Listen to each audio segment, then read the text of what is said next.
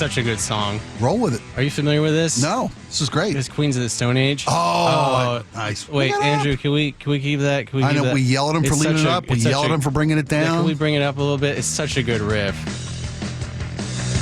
My God is the Sun. Oh, man, what a great record this was. You know, the thing about Josh Homme that was so interesting as a guitar player is that he was taught basically how to play guitar like by a polka guy. Really? And you can hear it in the way that he writes riffs. Anyway, thank you, Andrew, for that, because I am deeply upset. Music soothes the savage beast. I thought that we lived in America. I thought that we lived in a country of rules and of laws, and that anyone who tries to break those rules or laws are traitors. They're treasonous to the Republic. Okay. And what I just heard, whatever psyop I just heard from whatever news network we use, talking about the price of forever stamps going up, which she said with a smile on her face. Caught that too, huh? Yeah, I heard it. A little bit of that old duper's smile that we were talking about last week, the old liar's smile when you know you're doing something you shouldn't be doing. She's laughing. You're getting away with it. Yeah. She's laughing in our face. Right, all the way to the post office. That some shady G-men, big male out there, think that they can just... Big postal, think that they can just come in and raise the price of forever stamps by 2 cents? What is this? Nazi Germany? I refuse to live in this kind of element, Spike. Get on my level with this. You're laughing right now. Well, this is serious. I only laugh because I saw this coming. Oh, yeah, you did. I bought forever stamps at 29 cents. That's what you should have done. Not should have. I did. I have a storage unit filled to the ceiling with forever stamps at 29 cents. Yeah. And they're not until we raise the price stamps. Exactly. They're forever stamps. I can use them forever. Right. I pay $400 a month to keep them safe and dry. It's stupid, I know. But I got it's a forever worthwhile stamps. investment, though. It's up to 68 cents a pop to mail a letter. What is this? I have things I need to mail in the post box. What do people do with mail? They send it. They send it to the local. Okay. Yeah, they take it to the post office. I have things that I need to send, and you're talking about where is this 2 cents going?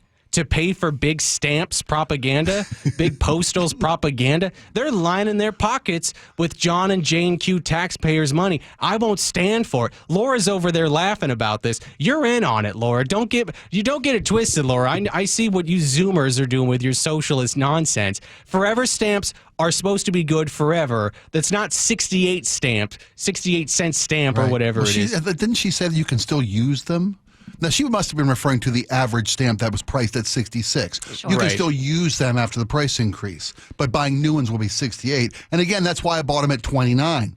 I'm sure I sold all my Microsoft to buy a couch back in 1990, and I feel stupid about that. I'll give you that. But I cashed in and held those forever stamps. But this is insane. I won't stand for it. I'm losing it over here, you guys. Somebody get me Biden on the phone. I need to hammer this out. It's nap time. You can't talk to him now. Oh, it is 2:30. Congratulations, birds. If he's back in D.C., he's already down for the night. It's at 5:30 back east. He's down for the night. Have you heard of the paper ceiling? It's a barrier that prevents workers from progressing in their field without a bachelor's degree or a master's degree. I experienced it myself, and I went back to university to break through the paper ceiling and get the salary and the position that I feel I deserved. WGU's College of Business designs its bachelor's and master's degree to keep up with the speed of business through ongoing industry collaboration to ensure the skills you gain are the skills employers value most. Go to wgu.edu to start advancing your career today. My grandmother was a very reactive woman. She was the kind of woman that would a 2 cent increase on stamps would have sent her over the edge. And so, you remember the show Soul Man? Do you remember that show? It was Dan Aykroyd, and he played a Catholic priest who had a family. And he was like his sister's family had passed away. Oh, okay. I do. Yep. Do you know what I'm talking about? And so Soul Man was like, it was on for like a season before it got canceled because it was just filled with like religious jokes that weren't very funny. Yeah. And so they canceled the show. And I remember my grandmother, Tool Time ends, Home Improvement ends, and she wants the newest episode of Soul Man. And it turns out that it's something else. And so she very aggressively opens up the TV guide, and she said, remember the TV guide? The paper version? The Yeah, I paper remember. version. And she's thumbing through it. It's got John Madden on the cover, and she's thumbing through it, and she's trying to find Soul Man on the schedule, and she sees that it's gone. She did no less than 30 minutes on, I'm going to write a letter. I need someone get me the CEO. This is unacceptable. Now, this is a woman who's in her late 60s, probably weighs about 300 pounds, 2 bad hips, 2 fake knees, and she's talking about going to NBC Studios or whatever it is. Formal protest. Formal protest. I'll be outside the window of the Today Show. Over Soul Man. And people need to realize that empirically, there is no difference that the rage that my grandmother Carol felt at the loss of Soul Man than what people felt when Donald Trump lost the election in 2020. Same type of passionate. The same passionate rage. The loss. I'm going to do something about this, and no one's going to stop me. This is not good. This is bad, right? This level of reactivity that people have towards any instance out there, this level of outrage that people have. It's funny. It's hilarious, but at the same time, I think that people need to recognize like that mechanism is not a good mechanism. It's not healthy. It doesn't do you any good to be that fired up over anything. Stamps, TV shows. You know, by the way, you know that sometimes it works. You know that show, Tim Allen's show where he's the conservative, the very Trumpian Last Man Standing? Oh, Last Man Standing. Yeah, great show. It was canceled until public outcry. Really? Yes, it got canceled. Public outcry calls them to recognize the audience was there, not being served, and they made more. I will say that show, I don't think a lot of people saw it, but the writing on that show was very tight. Very good writing. It was very good writing, and it was very funny. I'm not a fan of the point of view, but I love the comedy in that show. He played it so well. Yeah, conservative dad. Yes. And he's navigating pronouns, and the bits were good, which I think it goes to show, like, unfortunately, most conservative comedy now tends to be 96 pronouns. Boo, boo, boo. It tends to be pretty lame.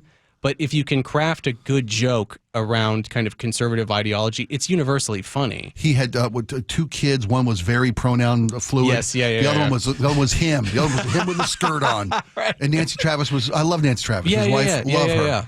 Much underrated actress. I think. Anyway, old fart guy time. Well, I mean, I think the problem is with content and with media and with this kind of thing is that people now feel like they can't laugh at, like the Dave Chappelle special that came out, The Dreamer. Right. Not allowed to laugh at what you find funny because it might offend somebody. That special, start to finish, is a very good comedy special, and it's not even really conservative comedy, but it is kind of center right in a lot of the perspectives that are portrayed, and it's just genuinely funny.